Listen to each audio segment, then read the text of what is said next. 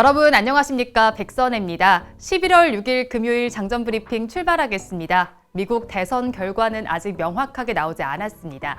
하지만 조 바이든 민주당 후보의 당선이 조만간 확정될 것으로 보이고요. 상원은 공화당의 우세가 유지될 것으로 보입니다. 연준의 제로금리도 시장의 상승에 보탬이 됐는데요. 자세한 지수 상황 살펴보겠습니다. 3대 지수는 나흘째 급등세를 이어갔습니다. 장중 플러스권을 유지했습니다. 약간의 등락이 있기는 했지만 대체로 양호했는데요. 블루칩 클럽인 다우지수는 1.95% 상승 마감했습니다. 28,390선에 마쳤고요. 대형주 위주의 S&P 500지수 역시 1.95%의 상승률 기록했습니다. 3,510선의 종가 형성했습니다. 다우지수와 S&P 500지수가 4거래일 연속으로 1% 이상씩 오른 건 1982년 이후 처음입니다. 기술주 중심의 나스닥 지수는 상승폭이 더 컸습니다. 2.59% 급등하며 11,890선에 마감했습니다. 대형 기술주들이 지수의 상승을 이끌었습니다. 애플과 아마존, 마이크로소프트, 페이스북 그리고 넷플릭스는 모두 2% 이상 올랐고요. 테슬라는 4% 넘게 뛰었습니다. 대선 결과는 어느 정도 윤곽이 나오고 있습니다. 조 바이든 민주당 후보의 당선이 유력해지고 있는데요. 대선 불확실성이 해소되면서 3대 지수는 큰 폭의 상승세를 기록했습니다. 조 바이든 민주당 후보는 매직 넘버인 270명을 눈앞에 두고 있습니다. 바이든 후보는 개표가 끝나면 승자로 선언된다는 것을 의심하지 않는다면서 자신감을 표현했습니다. 하지만 상원은 공화당이 차지할 것으로 보이는데요. 이렇게 된다면 조 바이든의 정책에 제동이 걸릴 가능성이 높습니다. 시장에서는 공화당이 바이든 후보의 증세와 규제 강화 등 반시장적 정책을 제어할 것으로 보고 있습니다. 연준의 추가 경기 부양 기대감도 부각됐습니다. 통상 연준은 정치에 개입한다는 의혹을 피하기 위해서 대선 직전에는 새로운 통화 정책을 자제하는데요. 이제 대선이 끝나면서 추가 부양의 걸림돌이 사라진 상태입니다. FOMC는 기준금리를 0에서 0.25%로 동결한다고 밝혔습니다. 파월 의장은 코로나19 급증 사태에 대해 특별히 우려스럽다고 언급했는데요. 통화 정책과 재정 정책을 통한 추가 부양책이 필요할 것 같다고 생각한다고 밝혔습니다. 경제를 위한 추가 부양의 시기와 규모 등을 결정하는 것은 의회라면서도 지난 3월 경기 부양 패키지법에 따른 지원이 회복을 뒷받침하는데 필수적이었고 기대 이상이었다고 언급했습니다. 실업자 수는 코로나19 이후 최저 기록을 경신했습니다.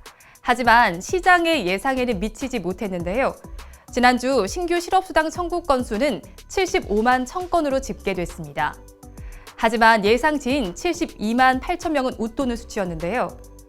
고용 시장이 나아진 것이 실업수당 청구 건수로 이어졌다고 보기는 조금 어렵습니다. 각 주에서 지급하는 정규 실업수당을 모두 소진한 장기 실직자 상당수가 팬데믹 긴급 실업수당으로 갈아탄 것으로 보이는데요. 팬데믹 긴급 실업수당은 최대 13주간 지급되고 그 이후엔 최대 20주 동안 연방, 주 정부의 실업급여 연장 혜택을 받을 수 있습니다. 역시 문제는 코로나19에도 있습니다. 재확산세는 멈추지 않고 있는데요. 미국에서는 어제 신규 확진자 수가 처음으로 10만 명을 넘어섰습니다. 지난 일주일 동안 신규 감염자는 60만 명을 넘어섰는데요. 유럽도 큰 문제입니다. 일일 확진자와 사망자가 각각 25만 명과 4천 명대로 급증했고요. 특히 프랑스에서는 하루 5만 명이 넘는 확진자가 나왔습니다. 거기에 현지 시간으로 7일부터 그리스도 3주간 재봉쇄에 돌입할 예정입니다. 그래도 시장은 호재에 크게 반응했는데요. 대선 결과 윤곽이 드러나면서 지난밤 뉴욕 시장은 모두 플러스권에 들었습니다. 이어서 뉴스 체크해 보겠습니다. 첫 소식입니다. 미국 모기지 금리가 다시 사상 최저치를 기록했습니다. 프레디맥에 따르면 어제까지 한 주 동안 30년 만기 고정금리 모기지 대출 평균금리는 2.78%로 나타났습니다. 1971년 지표가 생겨난 이후 가장 낮았습니다.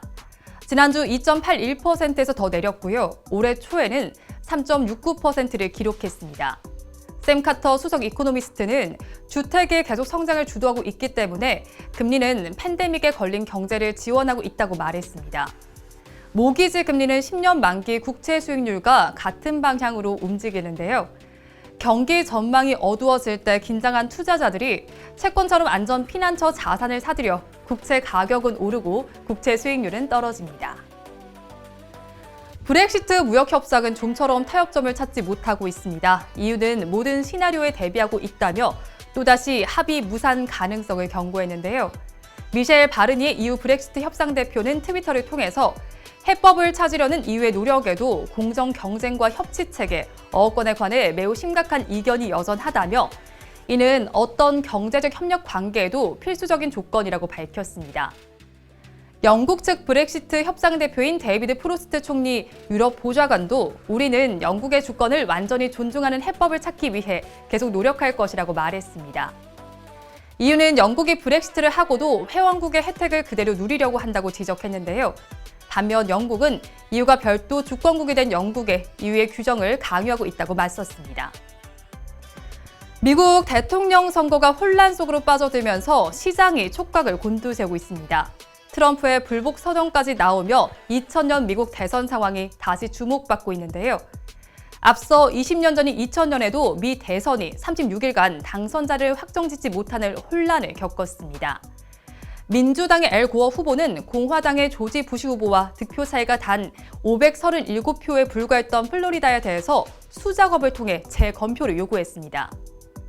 플로리다주 대법원은 이를 받아들였지만 연방 대법원에 의해 최종 기각되면서 고어 후보는 패배를 공식 인정했습니다. 당시에도 재검표 논란으로 시장 변동성이 대폭 확대됐습니다. 이번 미국 대선도 장기화 시 불확실성이 지속될 것으로 전망되는데요. 하지만 과거에도 대선 이후에는 증시가 반등하는 모습을 보였던 만큼 시장 혼란이 장기화되지는 않을 것이라는 분석이 나오고 있습니다. 치킨계의 강자 교촌 F&B가 오는 12일 상장합니다. 빅히트 엔터테인먼트를 넘어서 코스피 역대 청약률을 기록했는데요. 주관사인 미래에셋대우에 따르면 지난 3, 4일 일반 투자자를 대상으로 교촌 F&B 공모주 청약을 진행한 결과 1318.30대 1의 경쟁률로 마감했습니다. 앞서 청약에선 흥행했지만 상장 후에는 기대에 미치지 못한 빅히트와 달리 강세를 보일 수 있을지 지켜보셔야겠는데요. 투자업계에서는 교촌 F&B가 국내 주요 외식 산업 중 하나인 치킨 프랜차이즈 1위 업체란 점에 주목했습니다.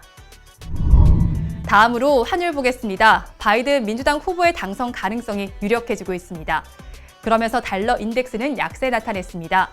0.87% 하락한 92달러 59센트에 마쳤습니다. 바이든 후보의 당선 가능성에 글로벌 달러화는 약세를 지속하고 있습니다. 투자 심리가 살아날 것이라는 기대감이 반영된 건데요. 그러면서 원달러 환율은 빠르게 낙폭을 키웠습니다. 원달러 환율은 9원 50전 급락한 1128원 20전에 마감했습니다. NDF 역외 환율이 1122원대로 마친 것을 감안하면 오늘 원달러 환율은 5원 정도 하락 출발이 예상됩니다. 끝으로 오늘 이슈앤 테마입니다. 코로나19가 완전히 종식되지는 않았지만 항공사들은 조금씩 운항을 다시 시작합니다. 오늘은 티웨이 항공이 인천과 도쿄를 오가는 항공편을 재개합니다. 주 1회 운항에 돌입할 예정인데요. 올해 3월 중단한 이후에 8개월 만입니다. 오늘 티웨이 항공 지켜보시면 좋겠습니다. 현대백화점은 네 번째 프리미엄 아울렛을 오픈합니다. 오늘 경기 남양주 다산 신도시에서 문을 여는데요. 아울렛 이름은 현대 프리미엄 아울렛 스페이스원입니다. 우리나라 최초의 갤러리형 아울렛으로 현대 프리미엄 아울렛 중 가장 큰 규모고요. 프리미엄 아울렛 중 서울 도심과 가장 가깝습니다. 현대백화점도 살펴보시기 바랍니다. 현지 시간으로 오늘 미국에서는 10월 고용 동향 보고서를 발표합니다. 10월 비농업 부분 고용자 수 변동과 제조업 임금 변동 그리고 실업률 등이 나오는데요.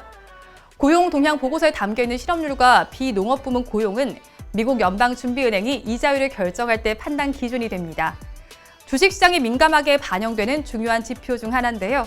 우리 시간으로 오후 10시 30분에 확인할 수 있습니다.